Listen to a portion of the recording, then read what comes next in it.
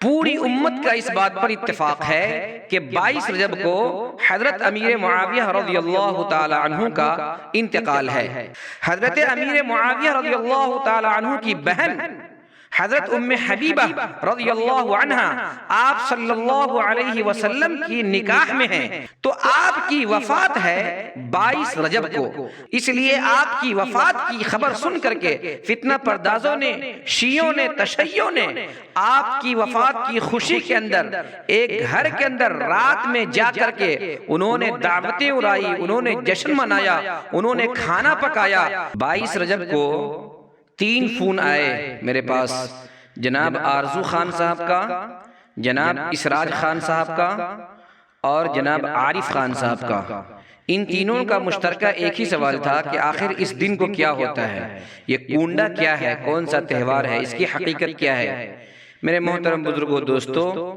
کنڈا یہ نام سن کر کے ہی آپ کو عجیب محسوس ہو رہا ہوگا کہ یہ کنڈا، یہ لفظ عجیب قسم کا ہے۔ یہ کنڈا یہ ایسا لفظ ہے کہ اس کو آپ قرآن میں ڈھونڈیں گے، حدیث میں ڈھونڈیں گے، عربی کی فقہ کی کتابوں میں ڈھونڈیں گے، ہرگز یہ لفظ نہیں ملے گا۔ نمبر 1، یہ کنڈا کے معنی آتے ہیں برتن۔ ہماری زبان میں مٹی کا جو برتن ہوتا ہے نا، جسے ہم دیگچی کہتے ہیں، کبھی ہانڈی کہتے ہیں، کبھی کڑھائی کہتے ہیں، اسی معنی میں یہ کنڈا کا لفظ استعمال ہوتا ہے، کنڈا۔ پوری امت کا اس بات پر اتفاق ہے کہ 22 رجب کو حضرت امیر معاویہ رضی اللہ تعالی عنہ کا انتقال ہے۔ حضرت امیر معاویہ رضی اللہ تعالی عنہ 22 رجب کو انتقال فرما گئے، وفات فرما گئے۔ حضرت امیر معاویہ رضی اللہ تعالی عنہ کون ہیں، اس پر انشاءاللہ کبھی گفتگو ہوگی، لیکن اتنا جان لیجئے کہ یہ کاتب وحی ہیں، یعنی رسول اللہ صلی اللہ علیہ وسلم پر جب قرآن کریم کا نزول ہوتا تھا تو رسول اللہ صلی اللہ علیہ وسلم حضرت امیر معاویہ سے قرآن کریم کی آیت کو لکھواتے تھے۔ آج جو ہم قرآن کریم پڑھ رہے ہیں، اور قرآن کریم جو سرچشمہ حیات ہے، قرآن کریم جو ہمارے لیے ہدایت کی کتاب ہے، اس قرآن کریم کو لکھنے والے میں سے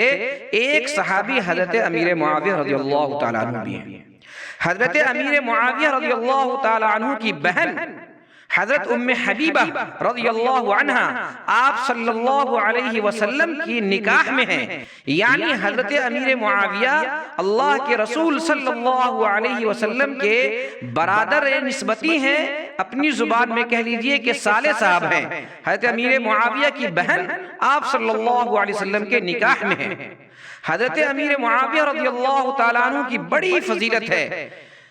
کچھ اختلافات ہوئے تھے، لیکن حضرت حسن رضی اللہ تعالیٰ عنہ نے حضرت امیر معاویہ رضی اللہ تعالیٰ عنہ کے ہاتھ پر بیعت کیا تھا اور آپ کو اپنا خلیفہ مانا تھا۔ چنانچہ حضرت امیر معاویہ رضی اللہ تعالیٰ عنہ 20 سال تک بلا کسی اختلاف کے اسلامی دنیا پر مسلمانوں پر حکومت کی ہے، اور 20 سال تک آپ مسلمانوں کے امیر رہے ہیں، اور آپ نے بڑے بڑے ملکوں کو فتح کیا ہے، آپ نے بے شمار اسلام کی خدمات انجام دی ہیں۔ تو آپ کی وفات ہے 22 رجب کو، اور آپ نے فتنہ پردازوں کی خوب خبر لی تھی، اس لیے آپ کی وفات کی خبر سن کر کے فتنہ پردازوں نے، شیعوں نے، تشیعوں نے آپ کی وفات کی خوشی کے اندر ایک گھر کے اندر رات میں جا کر کے انہوں نے دعوتیں اڑائی، انہوں نے جشن منایا، انہوں نے کھانا پکایا، اور کھانا پکا کر کے آپس میں انہوں نے کھایا پیا۔ لیکن اس وقت اہل سنت والجماعت کا اتنا غلبہ تھا کہ وہ گھر سے باہر نہیں آ سکتے تھے، اس لیے وہ گھر سے باہر نہیں نکلے۔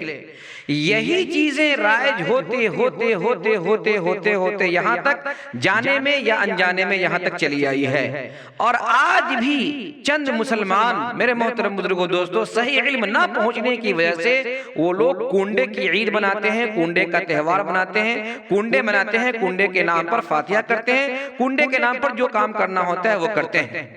میرے محترم بزرگوں، دوستو، جب ان سے پوچھئے کہ امام جعفر کون ہیں، انہیں کچھ پتہ نہیں۔ کون تھے، ان کا نام کیا تھا، ان کے والد کا نام کیا تھا، ان کے دادا کا نام کیا تھا، ان کا سلسلہ نسب کیا تھا، یہ کب پیدا ہوئے، ان کی وفات کب ہوئی، ان کا مشن کیا تھا، انہیں کچھ پتا نہیں۔ بس صرف اتنا پتا ہے کہ بس تہوار منانا ہے، بس گوشت اڑانا ہے، پلاؤ کھانے ہیں، اور کنڈے وغیرہ کی عید منانی ہے، اس کے علاوہ انہیں کچھ پتا نہیں۔ یاد رکھیے، حضرت امام جعفر صادق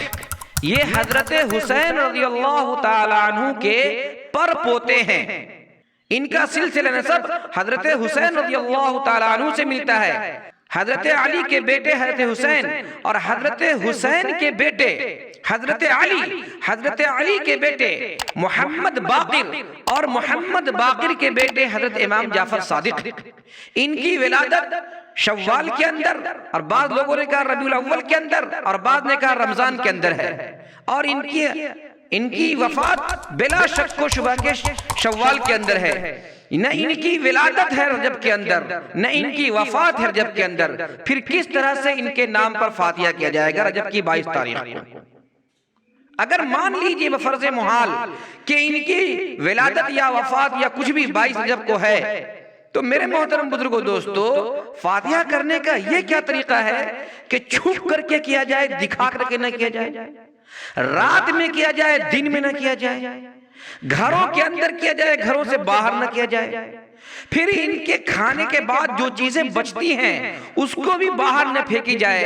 ان کی ہڈیاں، ان کے گوشت، ان کے خون، جو بھی کچھ ہو، ان سب کو گڑھا کھود کر کے زمین کے اندر دفن کر دیا جائے۔ ان کے علاوہ جتنے بزرگان ہیں جن کے فاتحہ جو لوگ کرتے ہیں، کسی میں ایسا ہوتا ہے؟ صرف انہی کے اندر کیوں؟ ذرا عقل سے سوچے کہ اگر فاتحہ امام جعفر صادق کی ولادت پر یا وفات پر ہوتی تو یا تو شوال میں ہوتا یا پھر یہ کہ رمضان میں ہوتا،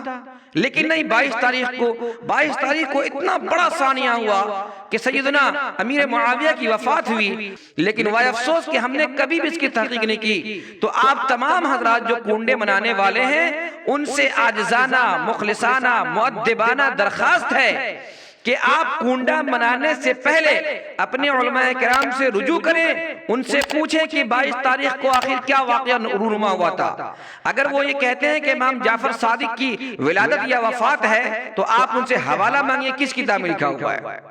اگر ولادت یا وفات ہی ہے تو پھر رات میں کیوں ہوگا کنڈا، دن میں کیوں نہیں ہوگا؟ پھر گھر کے اندر ہوگا کیوں، باہر کیوں نہیں ہوگا؟ پھر جو کھانے بچیں گے یا ہڈیاں وغیرہ گوشت بچیں گی وہ گھر کے اندر ہی دفن ہوگا، باہر میں کیوں نہیں؟ ان کے علاوہ کسی اور کے نام پر اس طرح کا فاتحہ کیوں نہیں ہوتا؟ اگر ہمیں فاتحہ ہی کرنا ہوتا